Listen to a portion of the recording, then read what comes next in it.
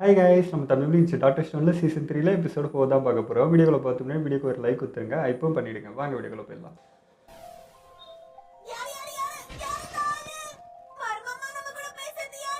ஒருவேளை கடலை தாண்டி இருக்கிற இடத்துல நம்மள மாதிரி இந்த உலகத்துல உயிர் படைச்சவங்க இருப்பாங்க போல. அது டிஸ்ட்ரஸ் சிக்னலா இருக்கலாம்ல. அங்க சுத்திட்டு இருக்க ஏதோ ஒண்ணு நம்ம ரேடியோ சிக்னல் உள்ள எல்லாரும் தெரிஞ்சிச்சா? அப்படினா எஸ்ஓஎஸ் ஹலோ தான் மெசேஜ் பண்ணிருக்கணும். அப்படி இல்லாம சம்பந்தமே இல்லாம வையில் எதுக்கு மெசேஜ் வந்திருக்கும்?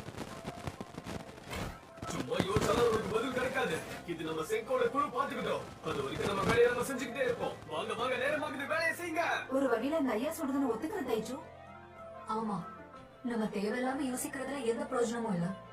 அதனால இந்த விஷயத்தை பத்தி யாருக்கு தெரியுமோ அவங்களே இதை கவனிச்சுக்கிட்டோம். நம்ம நமக்கு தெரிஞ்ச வேலையை மட்டும் பார்ப்போம். ஏன்னா நம்மளோட சயின்ஸ் ராஜ்யத்துல புத்திசாலியான 5 பேர் இருக்காங்க. அவங்கதான் நம்ம தலைமைகள். இல்ல இல்ல, இது ரொம்ப சேர்க்க முடியுமான்னு தெரியல. புத்திசாலியா இருந்தாலும் செய்யறதெல்லாம் கிறுக்குத்தனமா தான் இருக்கும். யாரை பார்த்து இப்ப நீ கிறுக்குன்னு சொல்ற? சும்மா ஒரு பேச்சுக்கு தான் சொன்னேன்.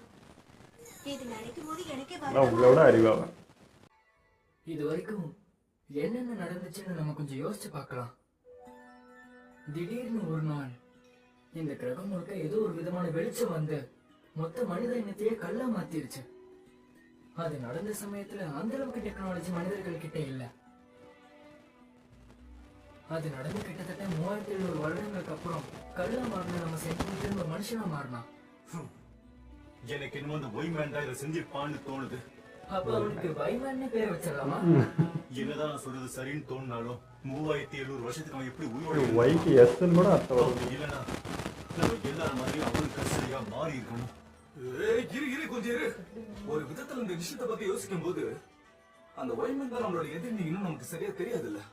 அப்படி பார்க்கும்போது அவன் நமக்கு உதவுனால. ரொம்ப யோசிக்காத. இதோட ஆரம்பத்திலே முடிவை பத்தி யோசிக்கிறது முட்டாள்தனம். நீ சொல்ற மாதிரியே வச்சுப்போமே. என்னதான் அவன் நமக்கு உதவி செய்யறவனா இருந்தாலும் நம்ம ஜாக்கிரதையா இருக்கிறது நல்லது. அதெல்லாம் சரிதான். ஆனா எனக்கு தெரிஞ்சு அவனும் அவங்களும் நம்மள ஏத்துப்பாங்கன்னு தோணல.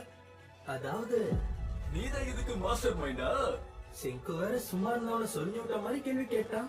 நீங்களே அதை கவனிச்சீங்களான்னு தெரியல. அவன் அந்த கேள்வி கேட்டதுல இருந்து ரேடியோ சிக்னலே வராம அப்படியே அமைதி ஆயிடுச்சு. எந்த முடிவுக்கும் வர முடியல. நம்ம கண்ணுக்கு தெரியாத இந்த எதிரி எங்க இருக்கானே நமக்கு தெரியல. இதுதான் இருக்கிறதுல ரொம்ப மோசமானது. எதுதான்? இப்பதான் எனக்கு எல்லாமே சிம்பிளா புரியுது. நீ சொன்ன கண்ணுக்கு தெரியாத அந்த எதிரிய அறிவியலோட கண் வழியா பார்க்கலாம். இது கோனிக்கல் ஃபிளாஷ் தானே? இத வச்சு எதிரி பார்க்க போறோமா? அட கிறுக்கு பயமுள்ள. நான் சொன்னது சரியா? உங்களுக்கு ஒரு வேலை இருக்க போகுது. குரோமோட புதையல் குகையில இருந்து நம்மளோட தேடி எடுத்தோமே, அததான் இதுக்கு பயன்படுத்த போறோம். இது வச்சு ஆமால, அது அங்கிருந்து நம்ம அள்ளிக்கிட்டு வந்திருந்தோம்ல. அதை வச்சு நம்ம இப்ப என்ன பண்ண போறோம்? அட பாயில போலீஸ் பண்ண ஆரம்பிச்சிட்டாரு. இப்படிதான் கேட்பான், நம்மளே பண்ணி கொடுத்துருவோன்னு. சொல்றதுக்குள்ளே முடிச்சிட்டீங்களா? இதுதானே வழக்கமா நடக்கிறது. நல்லா கலக்கி அப்படியே இந்த கிளாஸ்ல ஊத்துனோம்னா அது அப்படியே கிளாஸோட ஒட்டிக்கும். இதுதான் ஃப்ளோரஸ் அண்ட் பெயிண்ட். செய்யணும் அதானே? அடிப்படையா இந்த புடுவையை வச்சு ஒரு வேக்யூம் கிளீனரை செய்யணும் அதானே? இதெல்லாம் எனக்கு சர்வசாதாரணம். இது என்னங்க எனக்கு இப்போ ஒரு புரியாத புதிராதான் இருக்கு. எங்களுக்கும் புரியல. அத ஆன் பண்ணி பார்த்தா என்னன்றது தெரிஞ்சிர போகுது. உச்சிக்கா வேக்யூம் டியூப்ல செயல்படுற மாதிரியே வெப்பம் வெளிப்படுறதுனால உருவாகிற எலக்ட்ரான்ஸ் அதை வச்சு வேகத்தை அதிகரிச்சோம்னா அது பிளாஸ்கோட அடிப்பகுதியில வேகமா போய் மோத அந்த வெளிச்சத்துல ஒரு புள்ளி ஏற்படும். அததான் சுருக்கமா டிஸ்பிளேன்னு சொல்லுவாங்க. ஜிபிஎஸ் உருவாக்க போறேன்னு சொன்னல, அதுக்காக நான் இந்த டிஸ்பிளேவை உருவாக்கி இருக்கேன். நான் அவனை கண்டுபிடிக்கிட்டே ஏதோ பண்ண. இதுதான் டிஸ்பிளேவா? காது குத்தி எப்படி பூசுத்த பாக்குற? செக்கு உண்மையிலே மண்டை குழம்பி போயிடுச்சோ? இல்லனா இது கூட எப்படி அவன் டிஸ்பிளேன்னு சொல்லுவா? அந்த பீமை நம்ம நகர்த்துறது மூலமா சின்ன புள்ளியா இருக்கிறது ஒரு இமேஜா மாறும். வலது பக்கத்துல இருந்து இடது பக்கத்துக்கு அதே மாதிரி மேலே கீழே வேகத்தை அதிகரிச்சாலே போதும். இந்த செயல்முறையை அடிப்படையா வச்சுதான் அந்த காலத்துல கேத்ரோட் ரே டியூப் மூலமா நம்ம எல்லாரும் டிவி பார்த்தோம். அதெல்லாம் சரிதான். ஆனா அந்த அளவுக்கு புள்ளி புள்ளியா தெரியும் பழைய டிவிலாம். அதுக்குதான் நம்ம கிட்ட அதிசக்தி வாய்ந்த பிரமாதமான கிறிஸ்டலோட பவர் இருக்குல்ல. அவன் ஓடி மஸ்தா வேலையை காட்டி கிறிஸ்டல் பால்ல வெளியில பார்க்கலாங்கிறான். இங்க பாரு இவ்வளோ பண்ணியுமாடா அவங்களுக்கு டவுட் வருது. இல்ல நான் இன்னும் குழம்பாம தெளிவா தான் இருக்கேன். இதுதான் கிறிஸ்டல். இதோட மேஜிக் பவரை தான் நம்ம இப்ப பயன்படுத்த போறோம். சயின்ஸ்ல எங்க இருந்தா மேஜிக் வந்துச்சு? கண்ணா உனக்கு ஒண்ணும் தெரியலன்னா வாயை முழுக்க வேலையை பாரு. இந்த சீட் ஆஃப் கிறிஸ்டல்ல மின்சாரத்தை செலுத்தும் போது இது நிலையா இல்லாம அதிரும். அந்த அதிரோட வேகமே நமக்கு போதும். 2 கிறிஸ்டல்ல இருந்து வெளிப்படக்கூடிய மேஜிக் கிளீன் வேவே போதுமானது. அந்த அதிர்வு அப்படியே நம்ம 2 ஷீட்ஸ்க்கு நடுவுல செலுத்தினோம்னா அதோட அந்த பெர்ஃபெக்ட்டான கர்வுக்கு மத்தியில எலக்ட்ரான் பீம்ஸ் எல்லாம் பாஸ் ஆகும் போது எனக்கு இப்பதான் அதெல்லாம் புரியுது.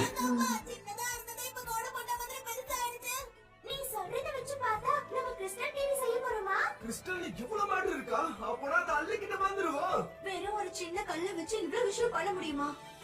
இந்த காத்தோட அதிர்வு வச்சு தான் இருந்தாலும் நல்லா இருக்கு. ஆமா, அத சரியா பயன்படுத்துறதுக்கு நம்ம கிட்ட புத்தி இருந்தா நம்ம என்ன வேணா செய்யலாம். இதுதான் சயின்ஸ்.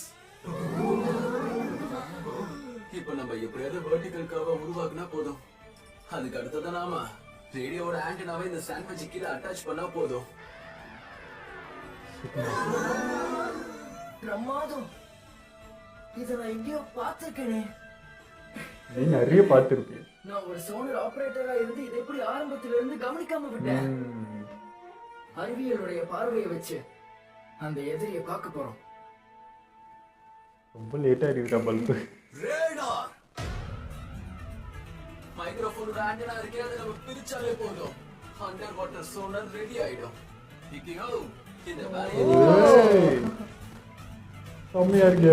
ரேடார் அப்புறம் சோனார். என் வேலைக்கு ஏத்த மாதிரி அற்புதமான கருவியை கொடுத்திருக்கேன். நான் தான் சொன்னேன்ல, மனித இனத்துக்கு மிகப்பெரிய சக்தி வாய்ந்த ஆயுதமே இன்ஃபர்மேஷன் தான். இனி நீ எப்படி தப்பிக்கிறேன்னு பாக்குற வாய்மேன். நீ நிலத்துல வானத்துல ஏன் தண்ணிக்குள்ள இருந்தாலும் சரி உன்னை பிடிக்காம விட மாட்டேன். நாங்களா சுத்திட்டு இருக்கிறத பார்த்து வயிறு கேள்வி கேட்டல, அதுக்கான பதில நான் உனக்கு சொல்றேன்டா. உனக்கும் அப்போ வந்த பெட்ரிஃபிகேஷனுக்கும் ஏதோ ஒரு சம்பந்தம் இருந்தாகணும். நினைக்கதான் புஷ்னு போனா என்ன பண்ணு. கோட்டை வச்சு தண்ணிக்குள்ள இருக்கிறத பார்க்கலாமா? இந்த கோடு தண்ணிக்குள்ள இருக்கிற தரையை குறிக்குதுன்னா தண்ணிக்குள்ளதான். இதுக்கு நடுவுல மேல கீழே இருக்கு. இது எதை குறிக்குது? சென்கு குக்கியோ தண்ணிக்கு கீழே ஏதோ ஒன்று இருக்குப்பா. அதேதான், கீழ் பக்கமா தான் காட்டுது சிக்னல். Nice Chrome. ஒரு வகையில இந்த சோனாரை நான் உருவாக்குறதுக்கு காரணமே இதுதான்.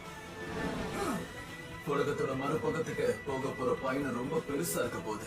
அந்த பயணத்துக்கு ஏத்த மாதிரி நம்ம சாப்பிடறதுக்கு உணவு தேவைப்படாதா? இந்த நீர்மூழ்கி கப்பல் எல்லாம் மீன் பிடி இத மீன் கண்டுபிடிக்க கூட பயன்படுத்திக்கலாம்.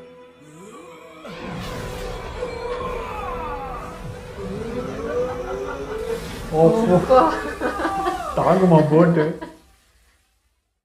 எப்படி இவ்வளவு தேய்த்தாங்க.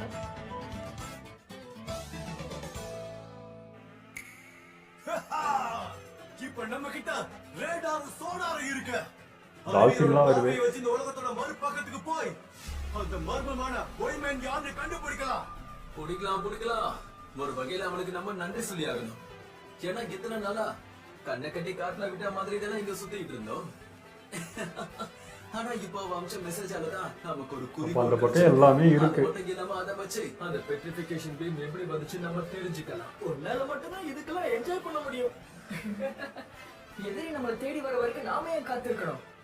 இதே ஒருவேளை அந்த வைமன் அனுப்பின மெசேஜ் நாம நினைக்கிற மாதிரி இல்லாம இருந்தா அப்ப யோசனை எவ்வளவு சிரிப்பா இருக்கும் சொல்லு. இதான் நானும் சொன்னேன். இப்போ நினைச்சதெல்லாம் வேஸ்டா போச்சு. சரிதான். ஆமா அதுவும் சரிதான். அவன் தான் எந்த விஷயத்தையும் சீக்கிரமா நம்ப மாட்டானே. இதுங்கடா மீனா. இவ்வளவு மீன்களும் பிரெட்டும் இருக்கும் போது இங்க உணவு பற்றாக்குறையே வராது. ஊருக்கே ஸ்டோர்டா நீ.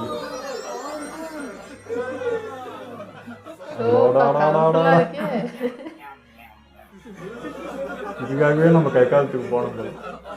பார்க்க வினோதமா இருக்கு. ஆனா இத வச்சுதான் மீனெல்லாம் அந்த பிடிச்சிட மாதிரி ஒரு சொல்றாங்க. செஃப் வேணும். சரி நமக்கு எதுக்கு இதால சோறு கிடைச்சா அது போதும் நமக்கு. ஆமா, இரவுல கடலையும் மேகம் சூழ்ந்த வானத்தையும் இது இருக்கும்போது நம்ம எதை வேணாலும் பார்க்க முடியும்.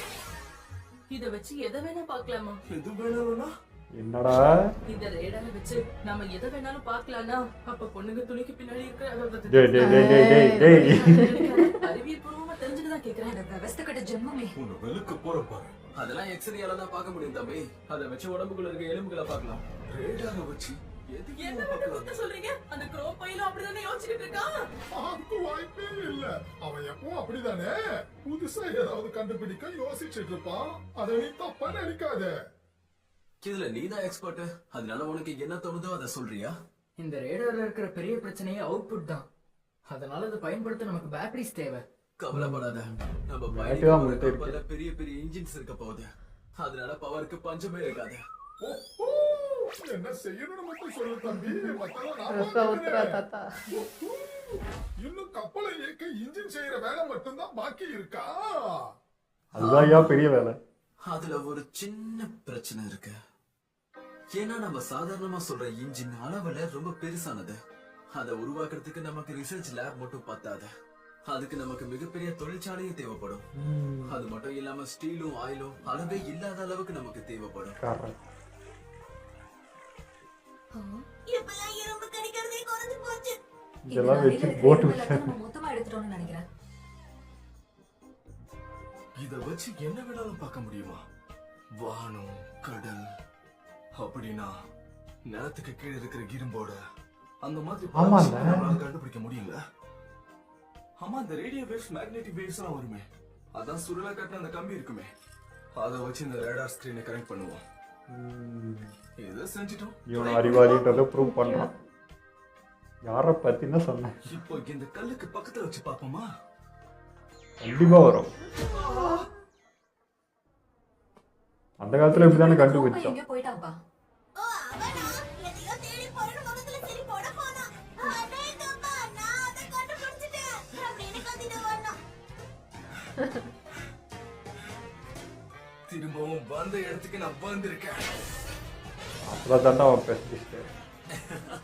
இப்ப இந்த கம்பியை வச்சுதான் வானத்துல இருக்க மின்னலை பிடிக்க போறோம். குவாக்கு அப்புறம் சிங்குவோட மத்தவங்களோட இந்த மலைக்கு மேல மின்னலை நம்ம பிடிச்சோம்.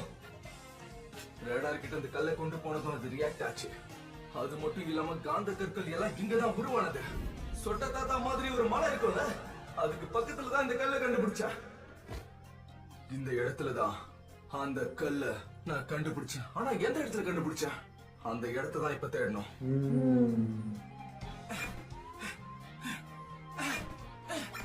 செங்குவே ஷாக் ஆக போறான்.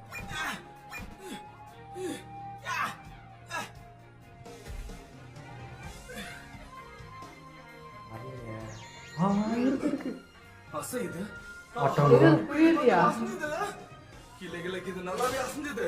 இதுக்குள்ள போனோமா? உருவாக்குன அண்டர் கிரவுண்ட் ரேடாரை வச்சு தேடி பார்ப்போம். ஆத்தாடி.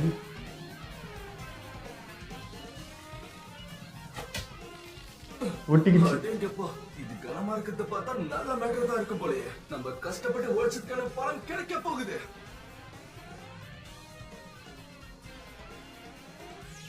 சூப்பரா கிடைச்சிருச்சு. சூப்பரா ஊற வாருங்கடா தூர.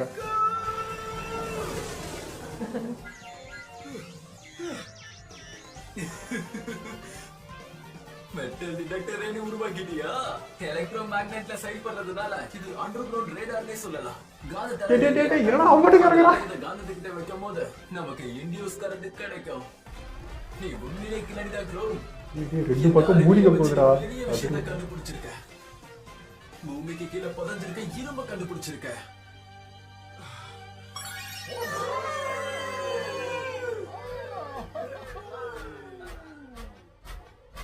இதுக்கெல்லாம் குரோமா பாராட்ட மாட்டீங்களே.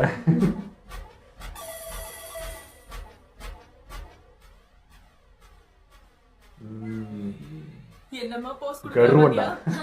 சும்மாவே அவன் குதிரை கொம்பு மேல எவ்வளவு ஏறி பெரிய உட்கார்ந்து விஷயம் சும்மா இருக்கியா கொஞ்ச நேரம்? அப்படியெல்லாம் நான் எதுவும் பண்ண மாட்டேன். நான் இப்ப அடுத்து என்ன பண்ணலாம்னு யோசிச்சுட்டு இருக்கேன். ஏன்னா அறிவியல் அடிப்படையா வச்சு ஒரு வேலையை செய்யும் போது அது எப்படி செய்யணுங்கிற யோசனை கிடைச்சதுன்னா நம்மளால எது வேணாலும் பண்ண முடியும். அடேங்கப்பா, இது வேற லெவல்ல இருக்கு. ஆமா, நீ சொல்றது சரிதான். ஆனா நினைக்கிறதுலாம் பெரும்பாலும் நடக்கிறது இல்ல. முடிஞ்ச அளவுக்கு நம்ம தோண்டி இந்த இடத்துல அதிகமாவே எடுத்துட்டோம். நான் தான் சொன்னேன்ல, இதுதான் தொழிற்சாலை யுகத்துக்கான ஆரம்பம். அது மட்டும் இல்லாம இந்த மாதிரி பல விஷயங்கள் நமக்கு தேவைப்படும்.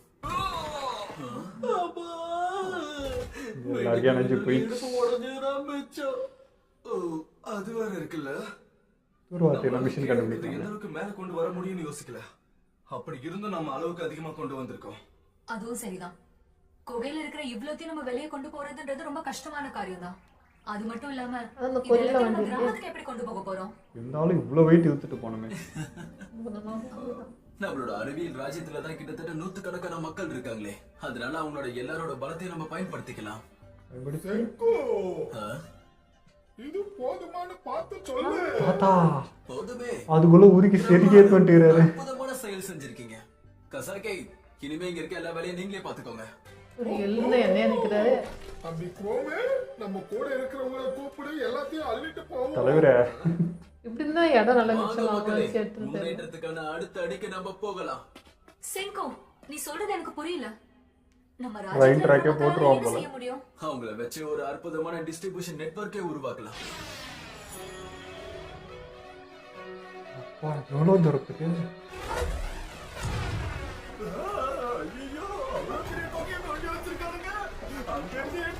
ஐயோ ஐயோ,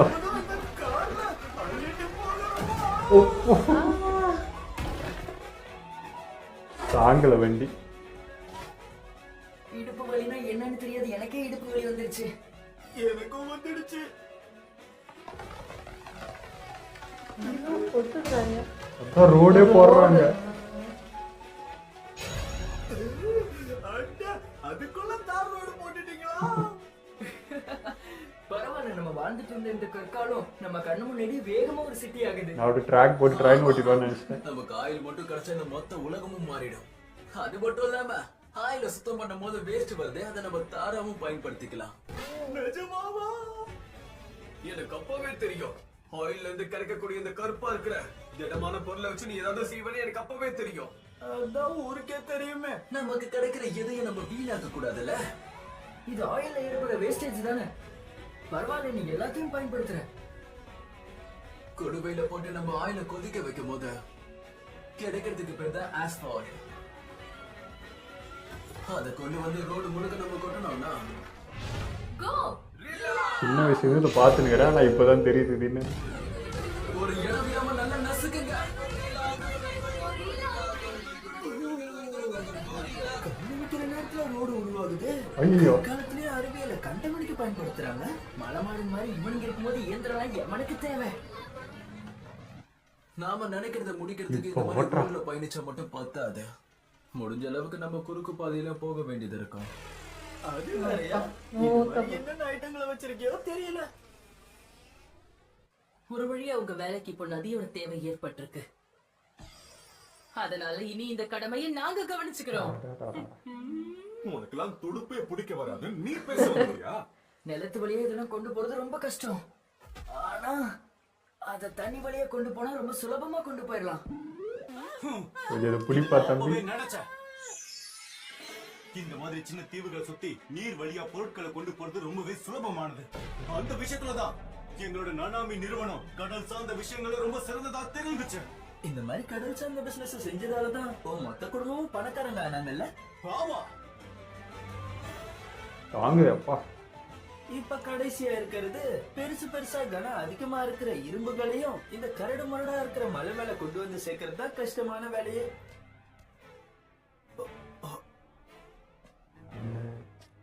நாம செய்யற ஒரு சின்ன விஷயம் தொழிற்சாலை அளவுக்கு வந்துச்சுன்னா அதுக்கப்புறம் எவ்வளவு பெரிய புத்திசாலிக்கும் உதவி தேவைப்படும். எல்லாருக்குள்ளே இருக்கிற திறமையை வெளியே கொண்டு வர அளவுக்கு நமக்கு ஒரு தலைவன் தேவை. அப்பதான் நாம ராஜ்யத்தை உருவாக்க முடியும். இதுதான் எங்களோட நிறுவனம் எனக்கு சின்ன வயசுல இருந்தே கத்து கொடுத்தது. தேவையில்லாத பொருள் மேல ஆசைப்பட்டு நம்ம விடக்கூடாது. ஆனா அது ஒண்ணு மட்டும் என்னால என்னைக்குமே ஒத்துக்க முடியாது. ஏன்னா என்னோட ஸ்டைலே வேற. சுத்தமா சந்தோஷமே இல்லாத ஒரு தலைவனை யாரும் பின்தொடர மாட்டாங்க. அதனால இந்த உலகத்தை சந்தோஷமா அனுபவிக்க ஒரு தலைவனுக்கு தேவையானது மக்களை சந்தோஷமா வச்சுக்க கூடிய சக்தி தான்.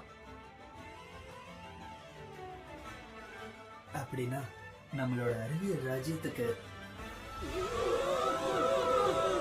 எக்கடா போறீங்க? அதே தான் ட்ராக் போட்டிருக்கானுங்க. இந்த சொர்க்கத்தை சுத்தி வரணும்னா அதுக்கு இருக்க ஒரே வழி